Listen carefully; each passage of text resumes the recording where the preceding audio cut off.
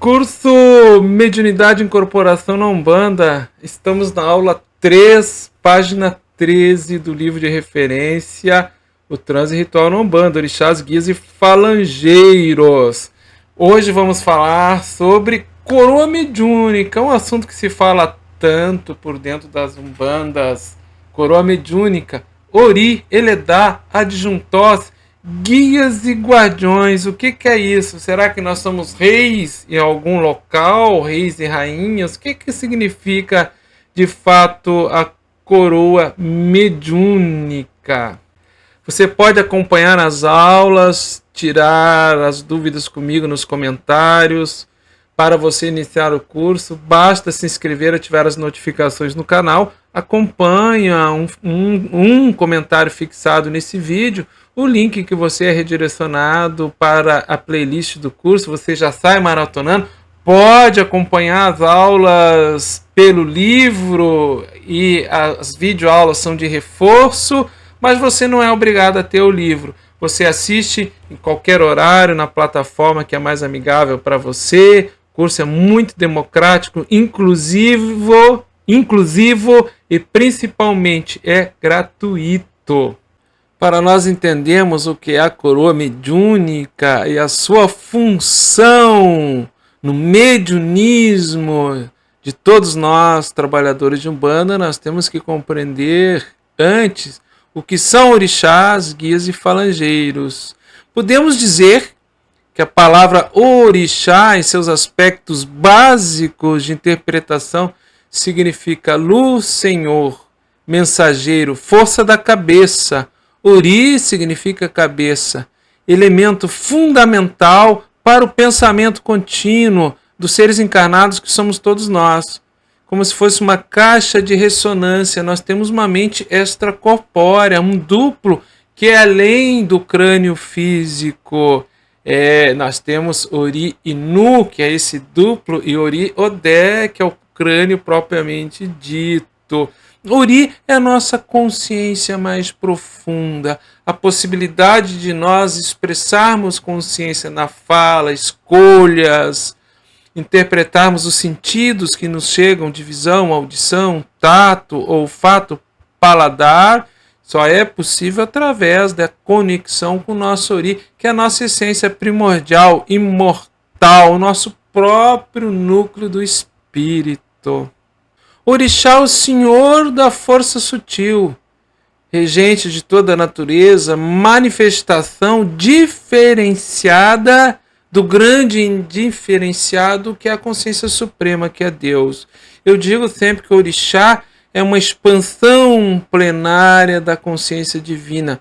O Orixá não é um espírito individualizado em evolução, mas o Orixá é uma energia inteligente, consciente.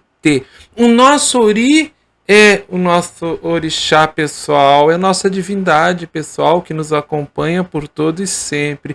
E nós temos orixás, demais orixás, que são como pequenas expansões da consciência suprema que um dia irão se unificar.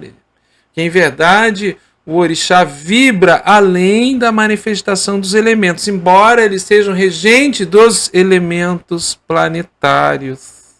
O orixá não tem a ver com uma entidade extracorpórea, não é um espírito individualizado, mas originalmente, primordialmente, é uma essência vibratória que nos acompanha, energética, tem frequência de onda, é cósmica, pois influencia o modo de ser de cada um de nós, influencia o nosso Ori, influencia a construção dos nossos pensamentos, estrutura e dá suporte para a construção da nossa personalidade, a identificação do nosso eu nesta vida.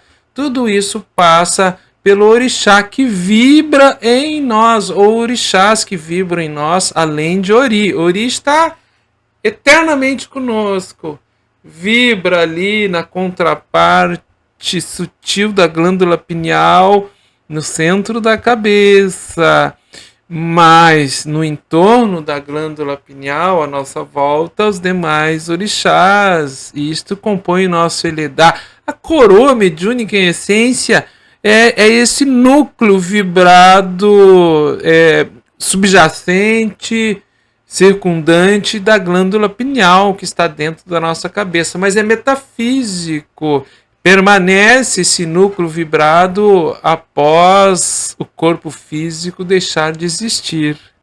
Foi pelas histórias de seres humanos, de heróis humanos, mantidos pela oralidade ao longo de centenas de anos, de geração a geração, que se preservou esses conhecimentos das essências e fatores divinos da cosmogonia de origem, que é a Yorubá, é africana.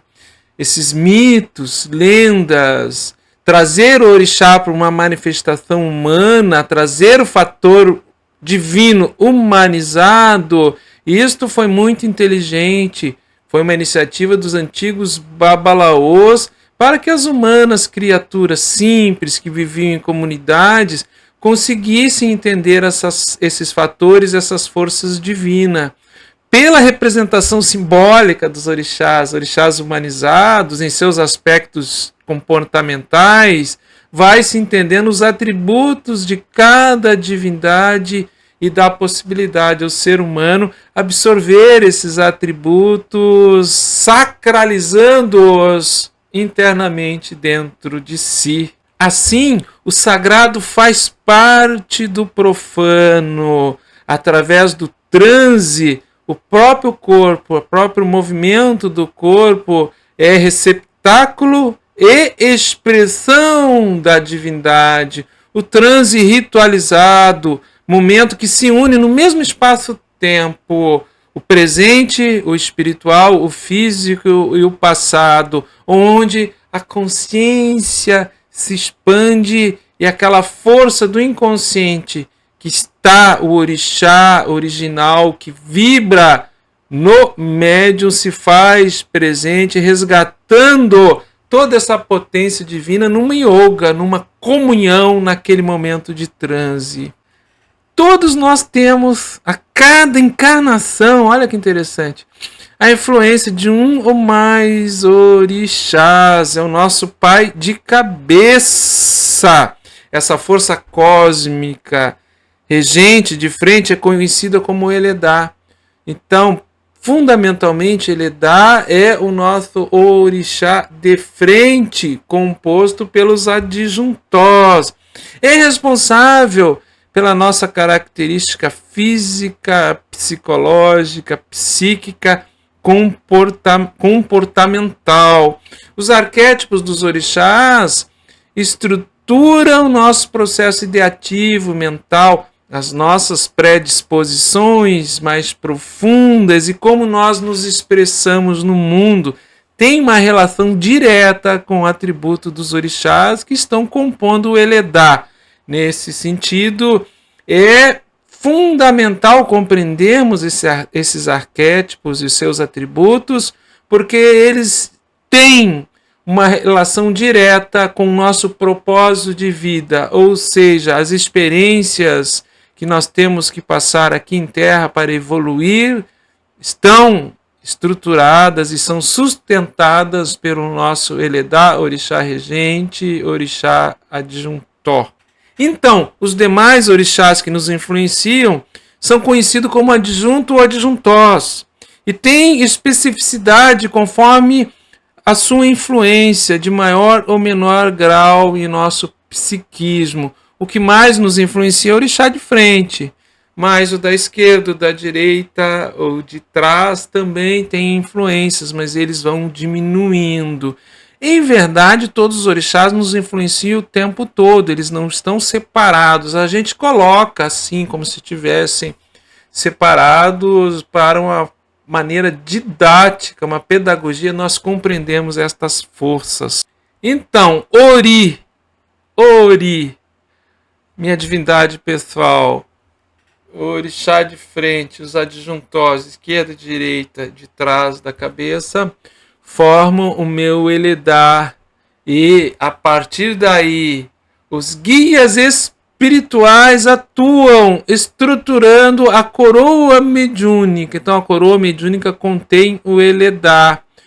Os espíritos guias, aí sim, consciências individualizadas em evolução, espíritos como nós, só que estão desencarnados.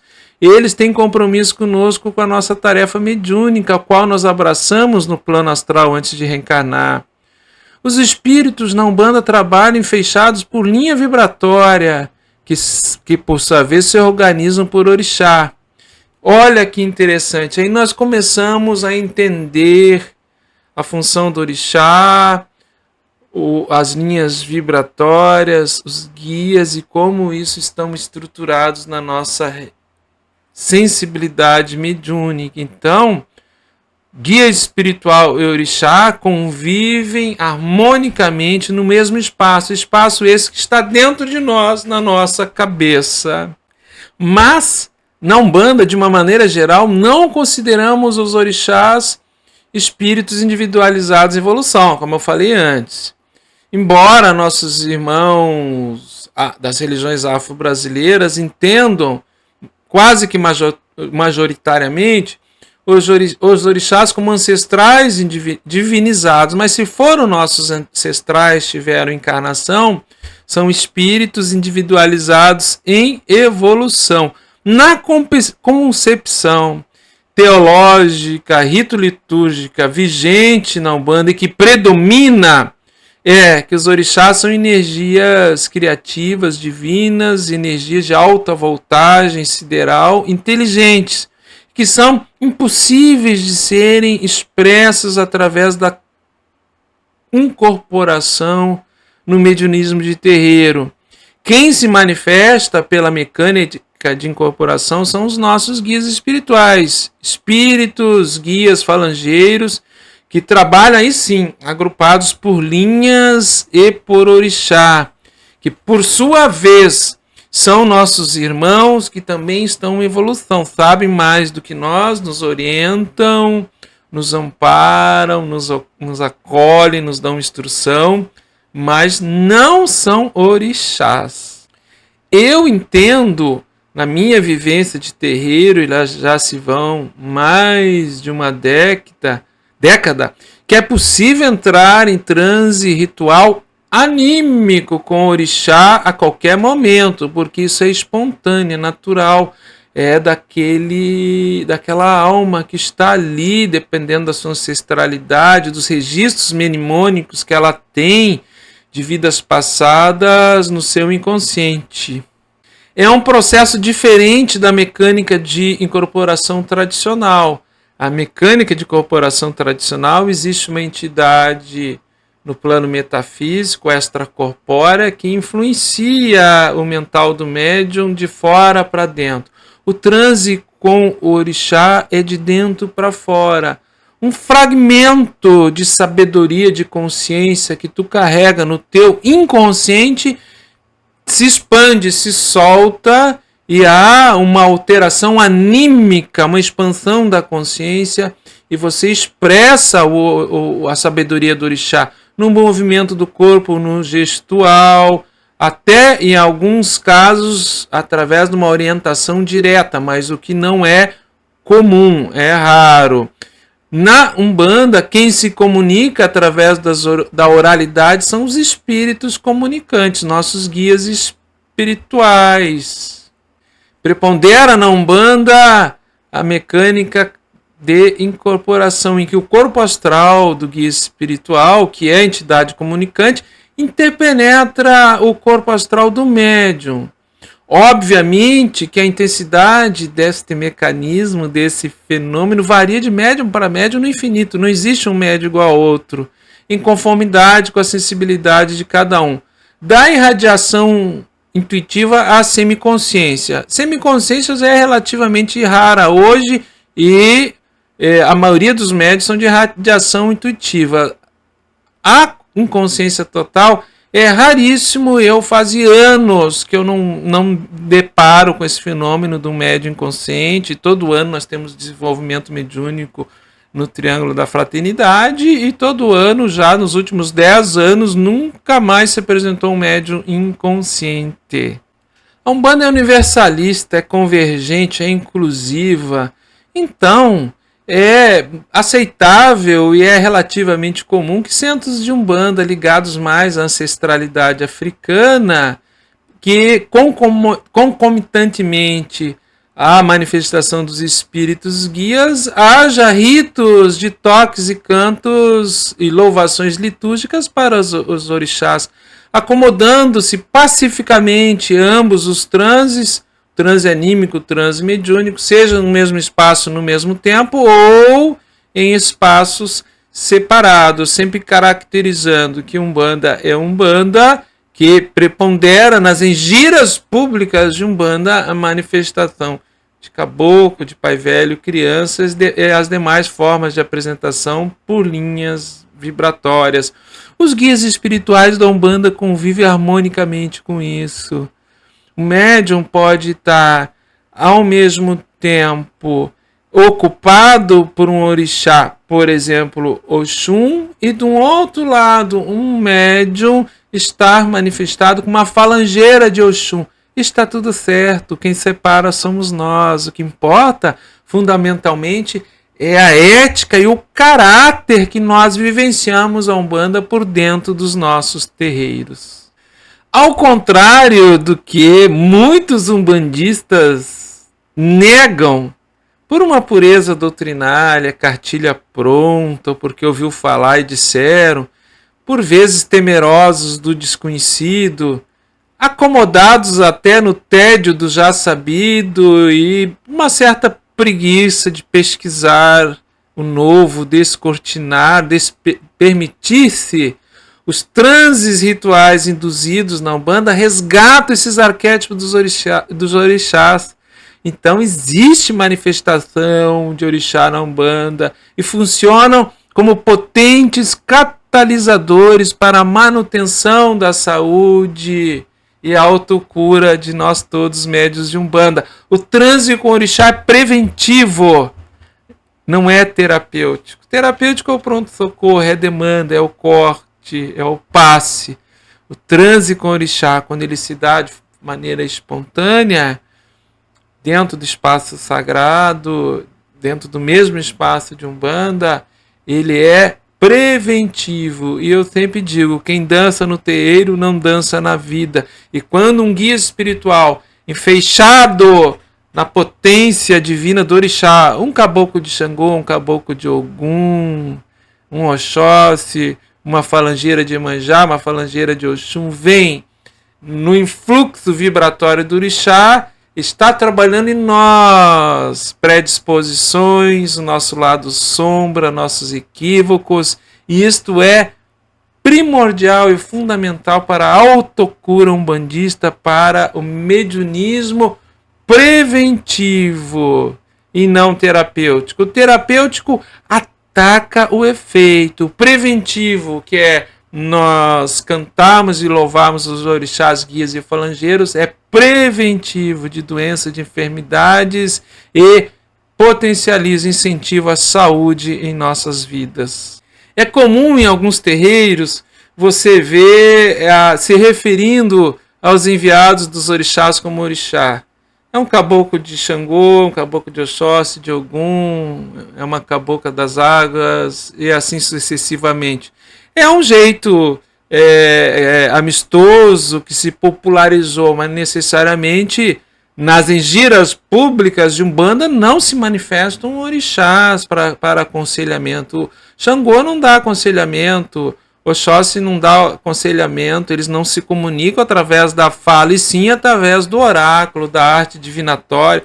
Meridilogum, Oponifá, Opeleifá, quem tem iniciação e se utiliza pontualmente como complemento às orientações do guia espiritual de Umbanda, é válido, mas em giras públicas de Umbanda, orixá não se manifesta diretamente, e sim seus guias e falangeiros espirituais. Então, dentro da coroa mediúnica de cada médium, temos os orixás de frente, os adjuntós, o que compõe o Eledá, junto com o Ori, e então podemos dizer que Ori é a cabeça de cada médium, no entorno do Ori, de cada médium, se aglutinam nossos guias espirituais e guardiões, espíritos que têm inteligência, são consciências individualizadas, estão em evolução e têm compromisso de trabalho com os médios, que vão se manifestar por meio da mecânica de incorporação e radiação intuitiva, inspiração, vidência, audiência e demais dons mediúnicos nas tarefas caritativas no terreiro. E tudo isso foi previamente combinado no astral antes de reencarnarmos. Coroa mediúnica é composta Ori, Eledá, Orixá de frente, Orixá de trás, esquerda e direita, que são os adjuntós, guias espirituais e guardiões. Tudo isso se arruma, se fortalece no desenvolvimento mediúnico de terreiro. Preceitos individualizados, preceitos de reforço, recolhimentos, orientações individualizadas. Pontualmente, o sacerdote que tem consagração para tal pode se utilizar, não tem problema nenhum, da arte oracular, genuína, o Meridilogum, né, que é a leitura do orixá através dos odus, e orientar o seu médio, os seus médios para a compreensão melhor da sua coroa mediúnica, Ori, Eledá, adjuntós e guias espirituais. Os guias têm que ser através da vivência direta, no mediunismo, nos ritos, na liturgia. Todo estudo, toda orientação é complementar, mas o médium tem que ter essa experiência direta. Isso não se adquire com livro, apostila, cursos online, nem muito menos cursos presenciais. É válido o estudo, temos que estudar, mas é a experiência direta que nos dá esta conexão com os guias espirituais. Deixe seus comentários. Curso Mediunidade e Corporação na Umbanda, aula 3, página 13, o livro de referência, o Transe Ritual na Umbanda, Orixás, Guias e Falangeiros. Deixe seus comentários, estarei lendo a todos, respondendo sempre que necessário. Não deixo nenhum questionamento sem respostas.